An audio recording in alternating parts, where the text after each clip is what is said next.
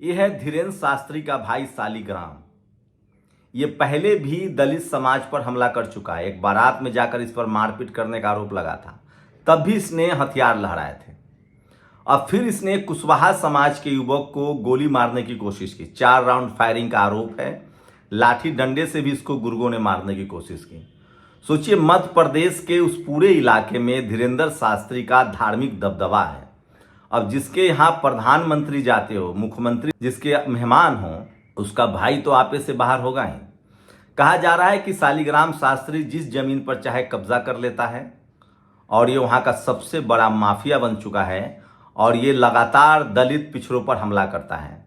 कुशवाहा समाज के युवक को इसने लगातार मारा है और उसको गोली भी मारने की कोशिश की है। गोली जो है वो कान के बगल से निकली है। लाठी डंडों से भी पिटाई की और ये सबसे बड़ा मुद्दा बन गया है।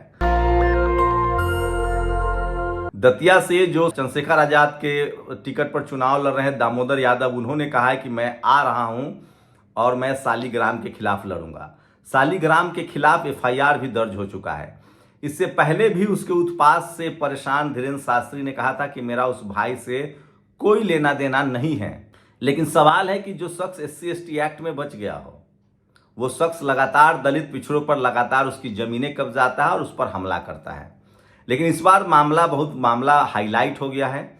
सुनील अस्ते जो भीम आर्मी के वहाँ प्रमुख हैं और आजाद समाज पार्टी के नेता, उन्होंने कहा है कि अगर उसे गिरफ्तार नहीं किया गया, उस पर NSA नहीं लगा, तो हम पूरे मध्य प्रदेश में प्रदर्शन करेंगे। दतिया का चुनाव भी है। कुशवाहा मजबूत कम्युनिटी है मध्य प्रदेश में। यादव, कुशवाहा समाज के जो वकील हैं और OBC महासभा ने एक बड़ी पंचायत भी बुलाई है। तो इस बार सालीग्राम की मुश्किलें बढ़ेंगी और बगैर गिरफ्तारी के संभावना नहीं है कि वो बच जाए, क्योंकि दतिया में चुनाव है और यादव, कुशवाहा, लोध, सबको पता है उमा भारती पहले से नाराज हैं। तो देश भर में अंबेडकरवादी मिशन चल रहा है। दलित, पिछड़े, किसान, आदिवासी, अल्पसंख्यकों की ताकत दिख रही है। BSP भी वहां मजबूत है।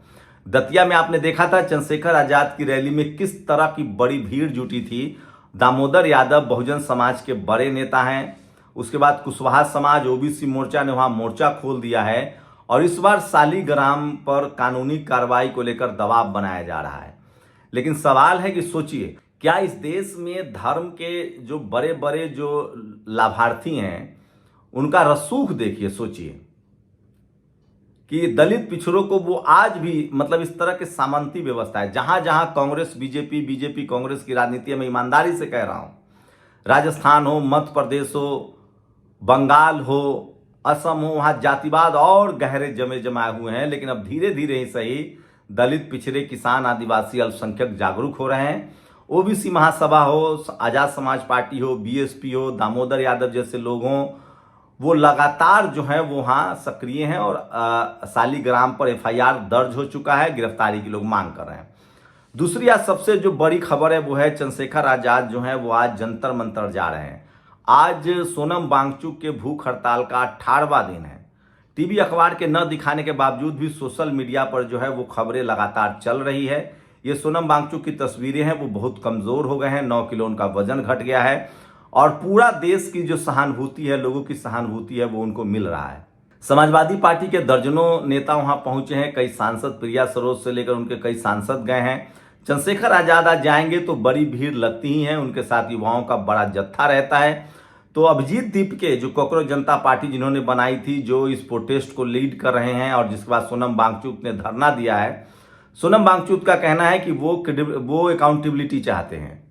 और अभिजीत दीपके ने चंद्रशेखर आजाद से मुलाकात की है। तो आज दिल्ली के लिए सबसे बड़ी खबर है कि चंद्रशेखर आजाद के साथ अभिजीत दीपके दिखेंगे और अभिजीत दीपके ने जाकर मुलाकात भी की है, न्योता भी दिया है। चंद्रशेखर आजाद वहां पहुंचेंगे, ये बड़ी खबर है।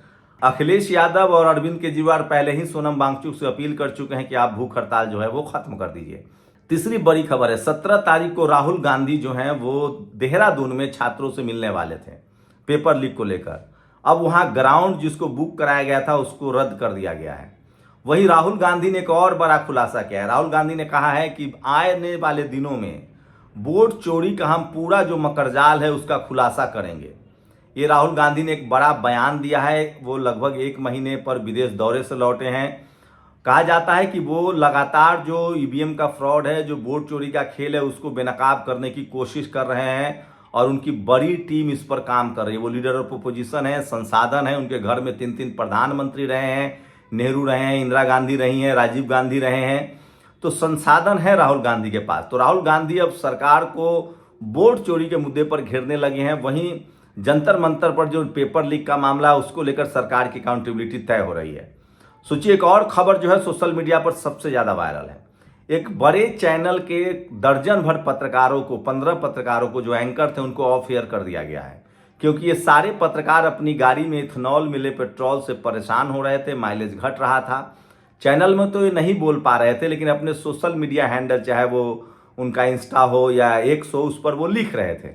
जिसके बाद चैनल के मैनेजमेंट ने सबको ऑफ एयर कर दिया और सबको घर, मतलब कहा कि अब आप चैनल पर नहीं जाएंगे। सबके अकाउंट चेक किए जा रहे हैं, सबके सोशल मीडिया हैंडल से खबरें डिलीट करवाई जा रही है। आपने देखा सौरभ जोशी, जिसको सबसे बड़ा ब्लॉगर कहा जा रहा था, मैं तो कहूंगा बहुजन समाज के लोगों को, उस ब्लॉगर को, ऐसे लोग जो इतने डरते हों, उनका क्या ब्लॉग देखा जाए जो देश समाज के लिए खड़ा ना हो। सोचिए, 3 इडियट्स में जिनको विलेन बताया गया था, उस शख्स ने सोनम वांगचुक का समर्थन किया है, चतुर नाम से जो कैरेक्टर था।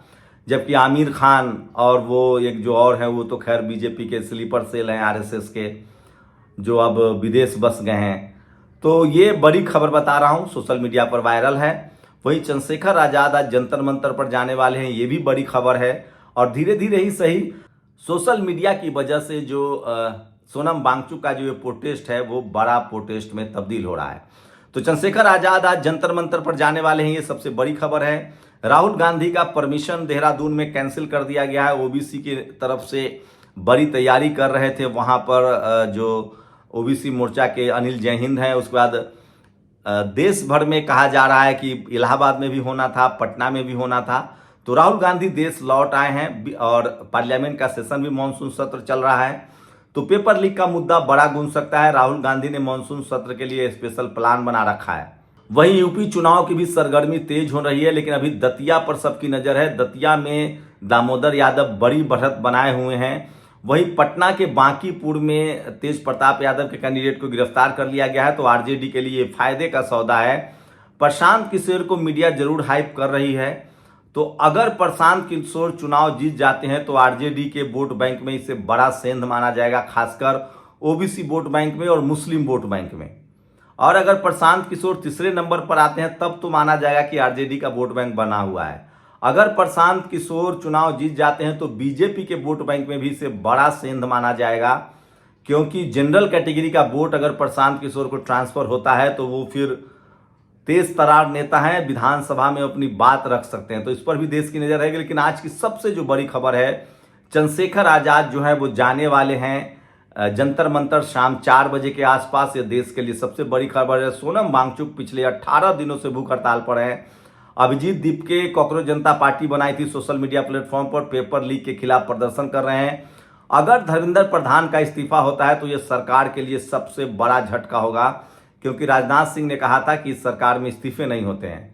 इसका मतलब है कि प्रोटेस्टर्स को और विपक्ष को बड़ा बल मिलेगा। और आम आदमी पार्टी हो, समाजवादी पार्टी हो, उसने बिल्कुल समर्थन कर दिया है, बड़ा समर्थन कर दिया है। तो ये तमाम बड़ी खबरें हैं आज की जो सोशल मीडिया पर वायरल है। और सालीग्राम की देर सवेर गिरफ्तारी जरूर होनी चाहिए, ये तमाम लोग जो है वो मांग कर रहे हैं।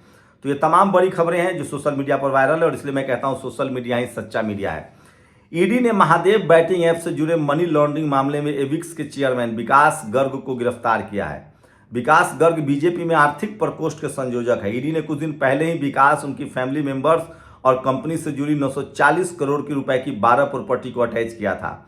महादेव बैटिंग ऐप से हर महीने तकरीब 450 करोड़ रुपए की कमाई होने का अनुमान है। सोचिए, जिस तरह से विपक्षी दल के नेताओं को, जिन पर भ्रष्टाचार के आरोप थे, उनको पार्टी में लाया गया आरएसएस बीजेपी में। उसके बाद तमाम ऐसे जो करप्ट लोग हैं उनको लगा कि आप करप्शन कीजिए और बीजेपी में चले जाइए। ये भी साहब बीजेपी में शामिल थे। तो सोचिए कि अब आज जब आप करप्ट लोगों को अपने ही पार्टी में शामिल कर लेंगे तो फिर सारे करप्शनधारी जो हैं वो आपकी पार्टी ज्वाइन कर लेंगे और बड़ा बड़ा करप्शन करेंगे। और ये बीजेपी को लेना का देना पड़ गया है। तो देर ही सही बीजेपी के लिए बड़ा मुद्दा है जो सोशल मीडिया पर वायरल है। और कीर्ति आजाद ने भी इसको लिखा है। महादेव घोटाला ऐप के सीएमडी है डॉक्टर विकास गर्ग, संयोजक economic cell Bharatiya Janata party गिरफ्तार हुए। मेरा साथ तेरा साथ, मेरा विकास तेरा विकास, हम सबका विकास और घोटाले को सफल बनाने में सबका प्रयास। तो सवाल तो है कि जिस तरह से बीजेपी ने तमाम करप्ट नेताओं को अपने पाले में डाला है, उससे साफ है कि अब सारे भ्रष्टाचारी बीजेपी में जाना चाहते हैं। क्या खाना है क्या पीना है ये अब भी सरकार की मर्जी पर है। लखनऊ के प्रतिष्ठित किंग जॉर्ज मेडिकल कॉलेज के सभी कैंटीन और मेस में नॉनवेज खाने पर रोक लगा दी गई। यूपी के गवर्नर आनंदी पटेल का ये बड़ा आदेश है, सोचिए।